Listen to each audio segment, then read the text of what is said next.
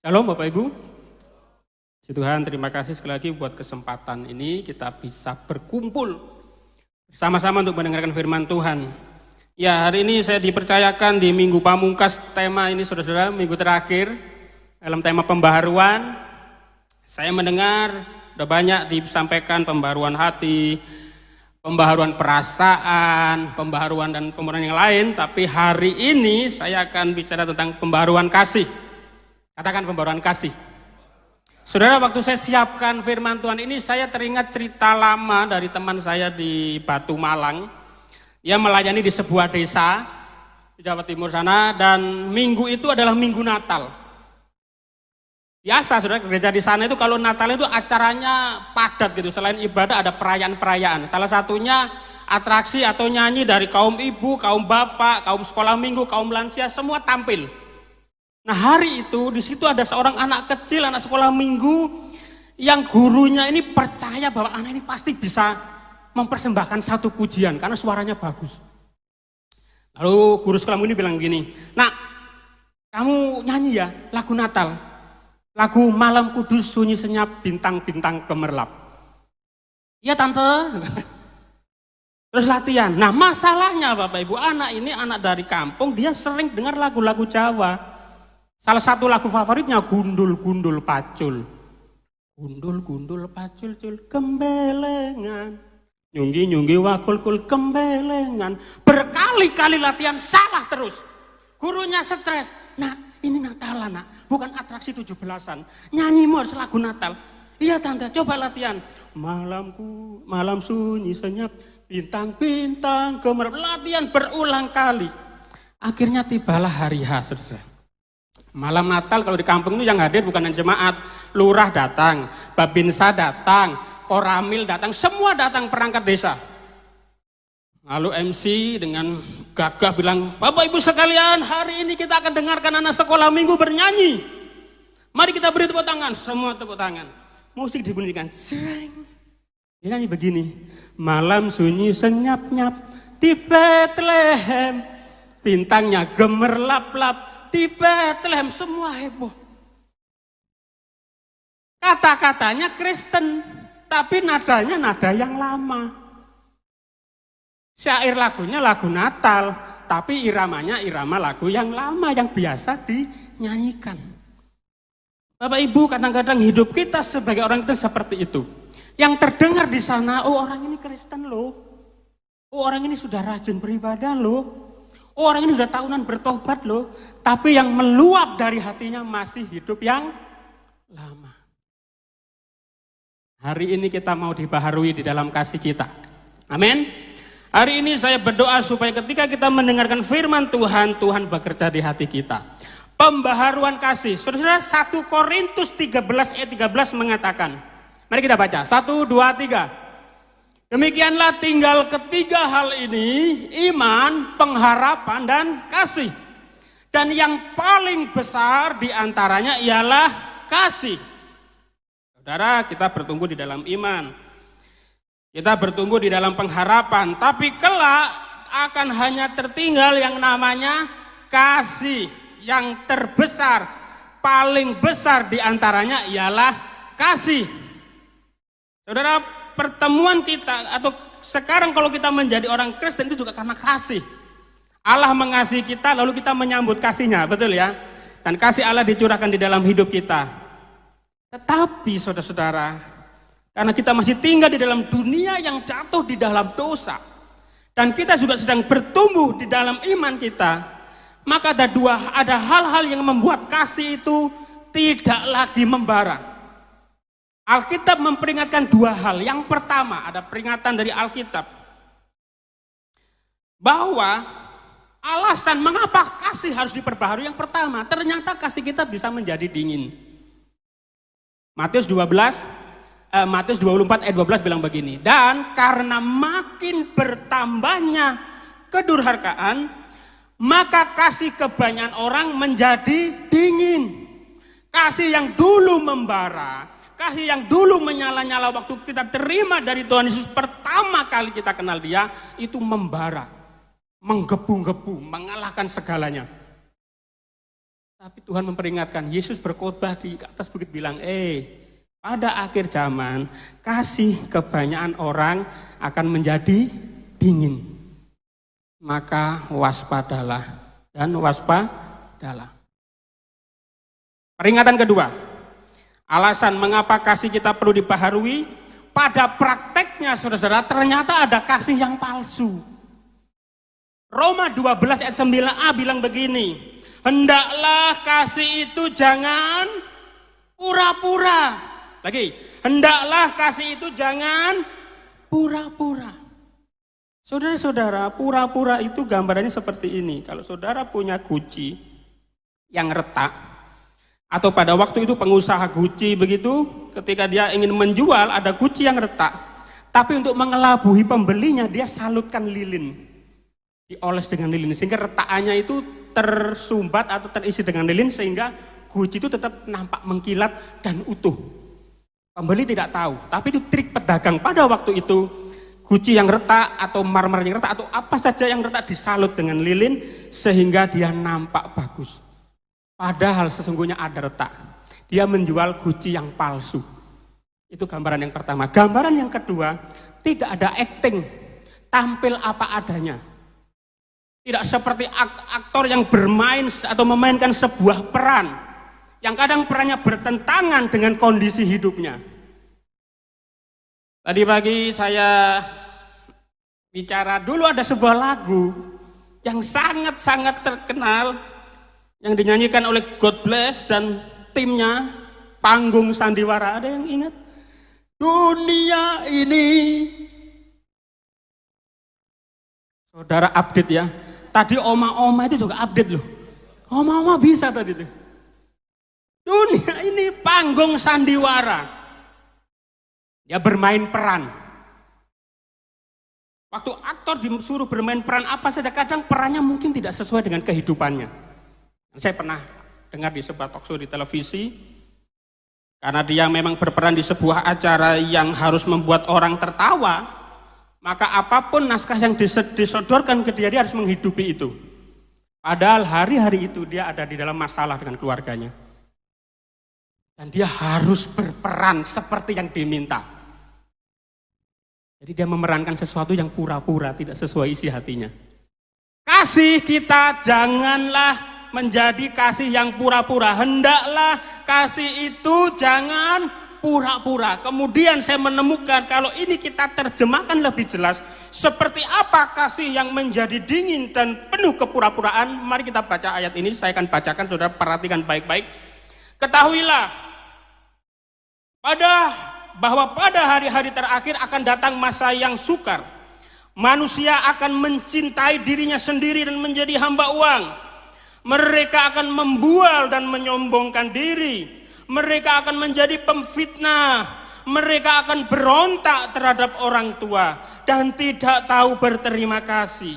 Tidak mempedulikan agama, tidak tahu mengasihi, tidak mau berdamai, suka menjelekkan orang, tidak dapat mengekang diri, garang, tidak suka yang baik, suka mengkhianat, tidak berpikir panjang, berlagak tahu, lebih menuruti hawa nafsu daripada menuruti Allah. Secara lahiriah mereka menjalankan ibadah mereka, tetapi pada hakikatnya mereka memungkiri kekuatannya. Jauhilah mereka itu. Ngeri, saudara. Kalau kasih sudah menjadi dingin, semua yang didaftarkan ini bisa masuk ke dalam kehidupan kita. Dan hari-hari ini kita juga melihat, udah masuk di rumah tangga Kristen, di komunitas-komunitas Kristen. Di sana tidak ada lagi ruang diskusi, di rumah tangga tidak ada lagi. Tidak ada lagi bagaimana mencari jalan yang lebih baik, semuanya ngegas. Saudara-saudara tahu ngegas? Emosinya dikedepankan, tidak berpikir panjang, saling menyalahkan, saling menjelekkan. Masuk di rumah tangga Kristen. Kenapa? Karena kasihnya sudah jadi dingin. Ibadahnya ibadah yang pura-pura. Secara lahiriah mereka ibadah, tapi hatinya enggak di sana. Jauhilah mereka itu. Jangan sampai hal ini masuk di dalam kehidupan kita. Amin. Oleh karena itu mari kita berdoa, mari kita mengalami pembaharuan kasih di dalam hidup kita. Mari kita berdoa, Tuhan baharui kasihku sehingga tidak menjadi dingin, terus berkobar dan murni tulus apa adanya. Amin. Mari kita lihat bagaimana kira-kira. Seperti apa itu bagaimana kita mengalami pembaharuan kasih yang pasti, saudara-saudara. Pertama-tama yang pasti, saudara harus yakin sudah punya sumbernya di dalam hati. Sejak saudara jadi orang Kristen, sudahkah meletakkan Allah kasih itu sendiri dalam hatimu? Kalau sumbernya sudah dalam hati, alirannya nggak pernah putus. Kalau sumbernya ada di sini, dia akan terus mengalir seperti lagu lama. Kasihnya seperti sungai, kasihnya seperti sungai. Gimana? Kasihnya seperti sungai di hatiku, mengalir di waktu. Terus mengalir. Mau hujan, mau panas, kasihnya nggak pernah mati. Kasihnya nggak pernah sirna, nggak pernah surut, nggak pernah padam. Kenapa? Karena sumbernya ada di situ. Siapa sumbernya? Mari diklik. Di dalam 1 Yohanes dikatakan, 1 Yohanes 4 ayat 8, barang siapa tidak mengasihi, ia tidak mengenal Allah, sebab Allah adalah kasih. Jadi pastikan kalau kita ingin mengalami pembaharuan kasih, pastikan bahwa sumbernya kita miliki. Kalau kita sibuk dengan alirannya, kalau sumbernya nggak ada, lama-lama dingin, lama-lama habis, lama-lama surut. Dan kalau itu masuk di kehidupan kita, akan merusak semua hubungan-hubungan kita dengan sesama, dengan keluarga, dengan orang terdekat, dengan komunitas, dan bahkan di pekerjaan, tidak menjadi saksi di masyarakat. Karena sumbernya nggak ada, lama-lama habis. Maka mari kita pastikan bahwa Allah bertahta. Kalau kita hanya bermodalkan kasih yang lahir dari manusia lama, itu mut-mutan, saudara, angin-anginan. Kasihnya tergantung banyak hal. Tergantung tanggal biasanya. Tergantung awal bulan atau akhir bulan. Kalau tanggalnya ringan ya kasihnya gampang meluap begitu. Kalau tanggalnya berat, kasihnya juga ikut berat begitu. Tergantung banyak situasi. Tidak tulus mengasihi orang yang mengasihi kita. Bagaimana dengan orang yang tidak mengasihi kita? Bagaimana dengan orang yang terus merecoki hidup kita? Kalau kita bermodalkan kasih dari manusia lama, lama-lama habis, lama-lama dingin, lama-lama mati. Oleh karena itu saudara, mari yang pertama pastikan Allah bertakhta di hati. Kasih itu ada di sini, sumbernya ada dalam diri kita, maka kasihmu gak pernah putus. Yang pertama. Yang kedua, bagaimana mengalami pembaharuan kasih? Jangan berhenti mengobarkan kasih. Saya merenungkan kasih yang terus dilakukan itu punya efek seperti bola salju gitu. Makin dilakukan kita makin peka. Makin dilakukan kita makin tahu. Makin dilakukan kita makin mengasihi. Makin bertumbuh. Makin berbuah-buah. Dan tidak mudah dingin karena kita lakukan. Saudara yang terkasih, contohnya yang pertama yang jelas pasti dari Allah sendiri. Dalam Yohanes 3 ayat 16 bilang begini, karena begitu besar kasih Allah. Karena begitu besar kasih Allah. Allah yang mengasihi, Allah sendiri adalah kasih dan begitu besarnya kasih. Tapi nggak berhenti di situ. Apa wujud nyatanya bahwa Allah mengasihi?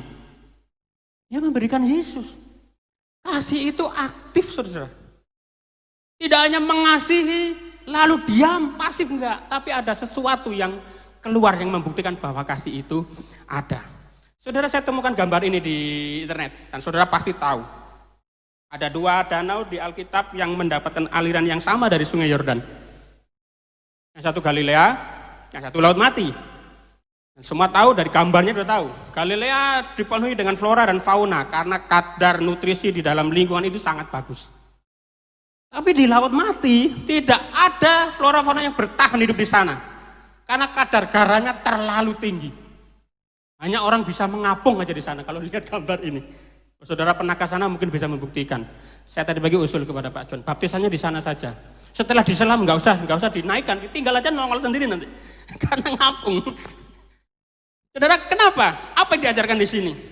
Danau Galilea menerima dari sungai Yordan lalu mengalirkan ke sungai-sungai kecil yang ada di sekitarnya. Sehingga terjadi perputaran, sirkulasi udara, sirkulasi nutrisi berputar dan ada kehidupan. Tapi laut mati terima dan diam. Tidak dialirkan kemana-mana. Dan itu menjadi masalah. Kasih kita, waktu kita terima kasih Allah, kobarkan saudara. Kobarkan. Manifestasikan dalam tindakan nyata. Wujud nyatakan dalam tindakan-tindakan praktis. Kasih itu aktif, tidak pasif. Allah contohnya. Lalu kasih itu abstrak dalam arti nggak terlihat. Kalau saya suruh saudara coba sih gambarkan kasih. Paling banyak saudara gambar apa? Hati. Kenapa tidak keriting? Selalu begini. Padahal itu tidak cukup mewakili. Kasih itu nggak kelihatan. Wah, kayak gini nggak kelihatan kan ada sebelah sini. Kasih itu tidak kelihatan. Abstrak. Maka untuk menjadi terlihat harus diwujud nyatakan. Kasih itu tidak sekedar begini. Atau begini. Nggak cukup. Oleh karena kasih tidak bisa dilihat, tidak bisa terlihat jelas dengan sendirinya, maka dia harus dinyatakan, harus diwujudkan sesuatu yang dapat dirasakan indera kita, dirasakan oleh tubuh kita, oleh panca indera kita, maka kasih itu betul-betul, ya ini kasih. Makanya harus dijaga, jangan sampai dingin. Kalaupun kau mengasihi, jangan sampai kasihmu tidak murni. Karena itu peringatannya. Di dalam Kidung Agung saya temukan sebuah ayat menarik saudara-saudara. Ayat ini mengatakan seperti ini. Taruhlah aku seperti meterai pada hatimu, seperti meterai pada lenganmu. Ayat yang sering muncul di pernikahan, jarang muncul di ibadah Natal. Taruhlah aku ini cinta menurut ayat itu. Taruhlah cinta seperti meterai di hatimu dan seperti meterai di lenganmu. Meterai di hati, kelihatan enggak? Ada lagu belahlah dadaku. Ada gitu kan lagu-lagu dulu. Aku mencintai, belahlah dadaku. Coba dibelah saja. Apakah hati ada di sana? Rumah sakit yang ada di sana. Ada satu sisi dari kasih yang tidak kelihatan di hati. Tapi waktu bicara meterai di lengan itu kelihatan. Jadi kasih jangan dibiarkan tidak kelihatan. Amin. Manifestasikan dalam tindakan di keluarga misalnya. Kita kadang-kadang punya satu pemahaman yang seperti ini. Ya wujud kasihku adalah aku membuatkan tempat yang layak bagi keluargaku. Itu betul, tidak salah. Tetapi pertanyaan berikutnya, nyaman nggak orang yang tinggal di dalamnya? Rumahnya megah, tapi kalau yang tinggal tidak nyaman, berarti ada pertanyaan di sana. Rumahnya bagus, semua tersedia, tapi anaknya nggak kerasan di rumah. Berarti ada sesuatu yang salah di situ. Gak ada kasih. Saya banyak ngelayan anak muda, anak remaja lah tepatnya. Lah kok dia lebih suka tinggal di rumah temannya daripada di rumahnya sendiri? Saya sempat berpikir gini, ayo kita tukeran aja yuk. Kamu tinggal di tempatku, aku tinggal di tempatmu. Fasilitasnya lengkap Bapak Ibu, saya lihat sendiri dengan mata. Ya ampun kayak gini aja kamu masih nggak betah di rumah. Berarti ada satu yang hilang di situ. Apa yang hilang? Kasih. Kehadiran orang tua hilang di sana. Makanya ada istilah home sweet home. Dan bukan house sweet house. Kalau house itu bangunan, kalau home itu suasana. Keluarga-keluarga jaga agar kasihmu tidak menjadi dingin. Jaga agar terus membara kepada lingkungan. Saya bersyukur gereja ini konsisten menunjukkan kasihnya dalam tindakan nyata. Basar 17 itu contohnya. Kalau orang luar sana bilang, oh gereja ini lo mengasihi tapi tidak ada wujudnya, maka itu hanya sekedar omongan. Tapi waktu diterjemahkan ke dalam tindakan praktis, 17 Agustus, Basar mereka merasakan wujud nyata kasih itu, betul? Waktu saya menjaga istri saya di rumah sakit, pertama kali sehari itu setelah sebelum kemo kalau tidak salah, kami masuk karena kemonya besok, selalu masuk malam satu hari sebelumnya. Kami masuk di sebuah ruangan berisi 8 dipan begitu, 8 tempat tidur begitu, tapi isinya cuma kami dan ada satu keluarga di pojokan. Dan waktu saya masuk, saya lihat keluarga ini seperti memang sedang tertekan lah karena situasi istrinya yang mirip dengan istri kami gitu. Lalu kami dekati, kami ngobrol, Pak, baru malam ini ya, baru pertama ya ini. Iya, dia cerita panjang lebar. Lalu kami cerita keadaan kami. Dia bilang begini, pantesan saya lihat bapak ini, mas ini masuk sini kok sepertinya santai gitu, bisa ketawa-ketawa gitu. Dan hari itu, mulai sejak itu, kita sekamar terus dari periksa, dari kemo, dari radiasi. Hanya dia di Jogja, kami di Jakarta sini, dari radiasi, dan sampai sekarang kita berteman. Malam kedua, saya tawari dia kopi. Pak, mau ngopi? Sudah ngopi? Belum. Ayo ngopi yuk. Kita ke kedai kecil di bawah, kita ngopi.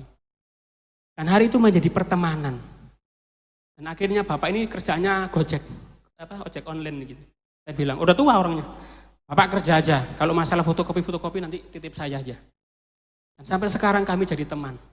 Kemarin ditelepon, Pak Brio lebaran ke rumah ya, saya buat lontong sayur. Saudara, kadang-kadang kita bingung wujud kasih itu seperti apa. Saudara tunjukkan aja kehadiranmu secara murni, tulus, apa adanya, jadi berkat, selesai. Amin. Itu hal terkecil yang bisa kita lakukan. Kepada Tuhan, bagaimana kasih kita kepada Tuhan? Kasih kita kepada Tuhan tidak ditentukan seberapa sering saudara datang ke gereja.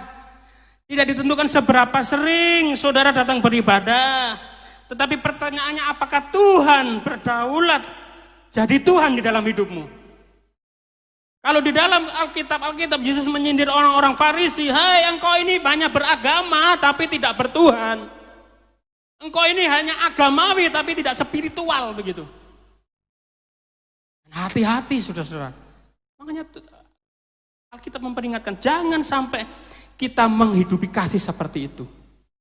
Atau kita mungkin senang mengasihi, gampang mengasihi orang yang mengasihi kita. Kalau seperti itu adanya, Alkitab bilang orang-orang di luar sana juga mengasihi. Gampang seperti itu. Tapi kalau mengasihi yang sulit dikasihi, itulah perlu kasih Tuhan.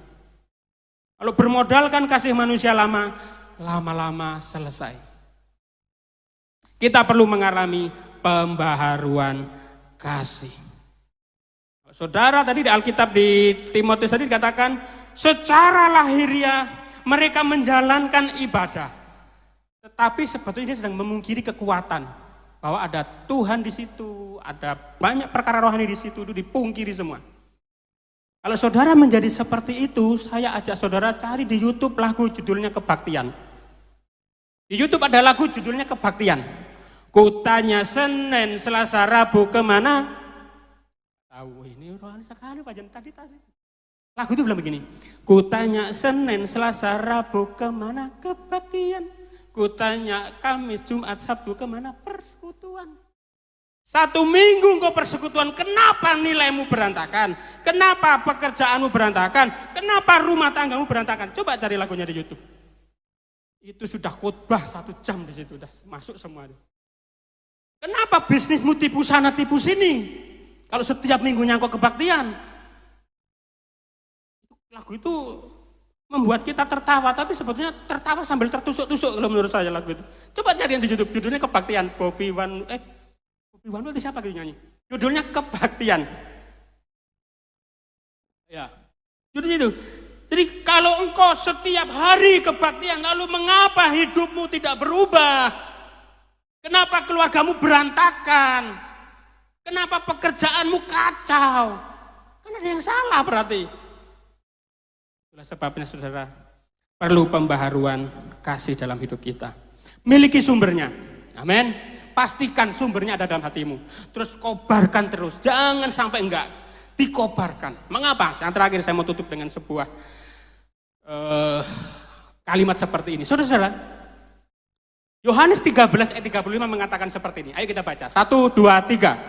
Semua orang akan tahu bahwa kamu adalah murid-muridku, yaitu jikalau kamu saling mengasihi. Saudara bapak KTP? Kalau nggak bapak pulang. Enggak. Saudara pasti punya KTP, betul ya? KTP itu untuk apa sih saudara? Itu disebut kartu identitas diri, gitu kan? Dengan identitas, kita bisa mengenal orang dan orang bisa mengenal kita. Dengan identitas itu perkenalan awal. Oh si A itu ini, si B itu pekerjaannya itu, gitu. Nah sebagai orang Kristen saudara-saudara, ternyata kasih dan mengasihi adalah identitas seorang murid. Amin. Bukan identitas orang yang beragama Kristen. Identitas murid dibaca. Semua orang akan tahu, akan mengenal bahwa kamu adalah murid-muridku kalau kamu saling mengasihi. Sebutan Kristen muncul beberapa tahun setelah Yesus terangkat ke sorga. Kisah Para Rasul 11:26 bilang begini. Di Antiokialah murid-murid waktu itu berkumpul dan untuk pertama kalinya disebut Kristen. Jadi sejak awal Yesus gak pernah menyebut pengikutnya itu Kristen. Tapi murid cirinya apa? Saling mengasihi. Maka perlu kasih kita dibaharui supaya identitas kita gak kabur saudara-saudara. KTP aja kalau fotonya buram, saudara pasti akan terdorong untuk memperbaiki. Di bandara saya pakai masker. Pak tolong dibuka maskernya, mana KTP-nya ini? Dilihat. Sama gantengnya, oke sip masuk. Kenapa? Itu perlu. Coba kalau identitasnya kabur, dibolak-balik dari sisi mana juga kabur. Orang yang percaya Yesus, murid Yesus, kasih kita tidak boleh menjadi buram. Amin. Tidak boleh terlihat tidak jelas. Karena kalau begitu identitasmu nggak ada di situ. Itulah sebabnya kita perlu mengalami pembaharuan kasih setiap saat. Yakini, pastikan ada sumber di hati. Ada sumber kasih di hatimu. Allah sendiri. Dan kobarkan terus menerus. Mungkin saudara-saudara bertanya, Pak sulit loh Pak. Itu sulit loh. Apalagi mengasihi orang yang tidak layak untuk dikasihi. Saya juga bilang iya, saya tidak bilang itu mudah. Tetapi saya mau katakan, Yesus sudah mengambil bagian yang paling sulit dan dibawa di atas kayu salib. Yesus sudah mengambil, bisa diklik. Yesus mati. Itu mengambil bagian yang paling sulit untuk kita mengasihi dan mengampuni.